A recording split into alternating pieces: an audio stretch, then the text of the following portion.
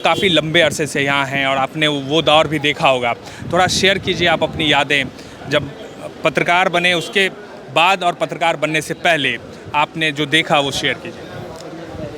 जब मैं पत्रकार बना तब तो राज्य अलग नहीं हुआ था और उस समय आंदोलनों का दौर चल रहा था और गुरुजी शिबू सोरेन और भी कई जो नेता थे उनके आंदोलन की वजह से जो है कि सरकार जो है थोड़ी सी झुकी थी और ऑटोनोमस काउंसिल की स्थापना हुई। उसके बाद उस दबाव में झारखंड ऑटोनोमस काउंसिल और झारखंड ऑटोनोमस काउंसिल थी और ये आर्डरे हाउस में वहाँ पर एक तरह से सेक्रेटेरिएट हुआ करता था, तो हम लोग जाते थे वहाँ पर रिपोर्टिंग में।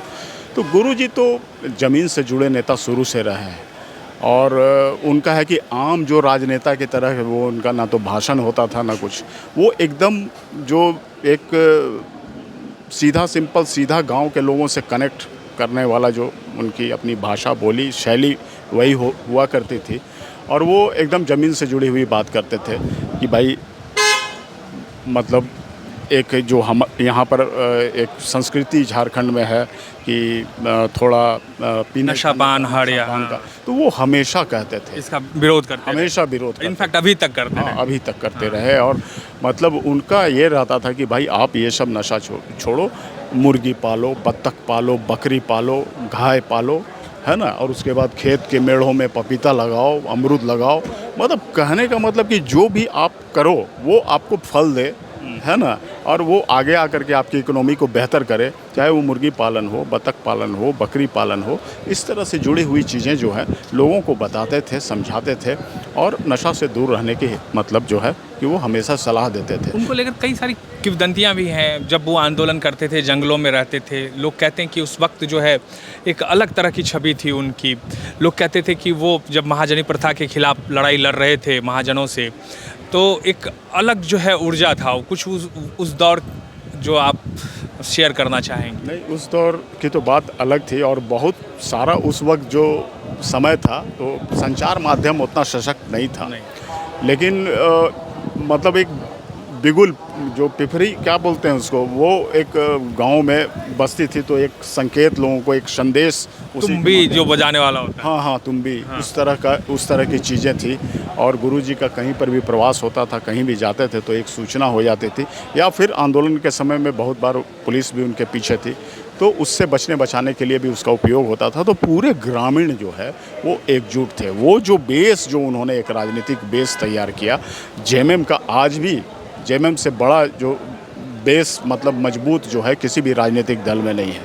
वो किसी का आगे पीछे चुनाव होता है, लड़ते हैं, चुनावी राजनीति में उसका फ़ायदा मिलता है, कभी ज़्यादा सीटें कभी, लेकिन कॉन्स्टेंटली अगर आप देखो तो पूरे झारखंड से पहले भी और बाद में भी जेएमएम जो है वो अपना जो बेस लाइन का सीट कभी लूज़ नहीं की और उससे निरंतर आगे बढ़ते आज तो खैर बहुत ज़्यादा संख्या हो गया है। तो उसको नो डाउट उनके पुत्र हेमंत सोरेन ने उस चीज़ को आगे बढ़ाया है और झारखंड का एक लोकेलिटी में कह लें कि उनकी एक माटी की पार्टी के रूप में उन्होंने अपनी पार्टी को स्थापित कर लिया। ये गुरुजी के संघर्ष का है, वो कनेक्ट लोगों से रहते थे।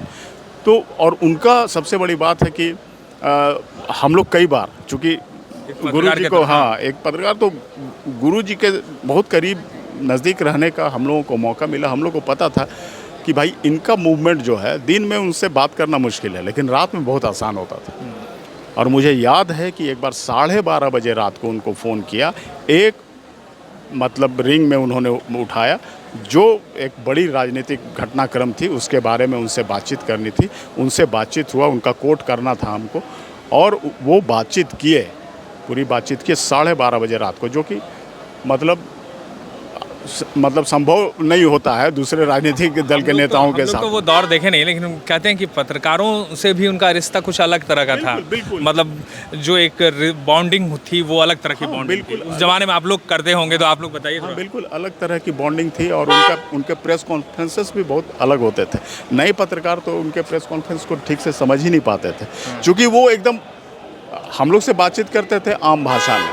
अब जैसे बताया ना, मुर्गी पालो, बतख पालो, ये सब चीज़ें हैं, तो कोई भी जैसे आर्थिक व्यवस्था के बारे में बोलना हो, डेवलपमेंट के बारे में बोलना हो, तो उनका बोलने का अंदाज वही देशी था। देशज पूरा अब एकदम। पूरा देशज भाषा में ही उसका उसी अनुरूप बोलते थे। बहुत पत्रकार जो है खास करके मतलब अंग्रेजी के पत्रकार लोग तो कलम और कागज़ लेकर के बैठे रहते थे, ऐसे ऐसे देखते थे कि अब गुरुजी अब प्रेस कॉन्फ्रेंस खत्म, हाँ उठो रे चलो रे, हो गया हो गया हो गया, हम लोग हाँ हाँ गुरुजी हो गया।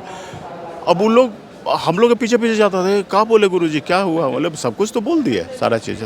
तो फिर उसके बाद हम लोग ब्रीफ करते थे उन लोगों को कि भाई गुरुजी यही सब ऐसे बात कहें, उनका ये मतलब कहना है। कई चीज़ों को सीधा कहते थे, लेकिन कई चीज़ों को वो बातचीत के क्रम में ही बोल देते थे और हम लोग उसको समझ करके उसकी खबरें बनाते थे।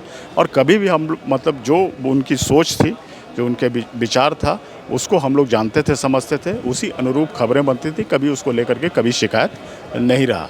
तो उस समय का दौर था और इसी बहुत तरह बड़ी क्षति एक तरह और से। उसके बाद भी प्रेस कॉन्फ्रेंस के बाद भी हम लोग घंटों बैठते थे, उनसे बातचीत करते थे। बहुत तरह के किस्से कहानियाँ वो बताते थे हम लोगों को, संघर्ष के दौर का हो, चाहे फिर वो दिल्ली भी जाते थे। तो दिल्ली जैसे शहर में भी वो सांसद भी रहे, केंद्रीय मंत्री भी रहे, लेकिन दिल्ली कभी उनको सूट नहीं करता था। वो हमेशा वहाँ बोलते थे कि ये हमको मतलब जैसे सफोकेशन टाइप का उनको लगता था।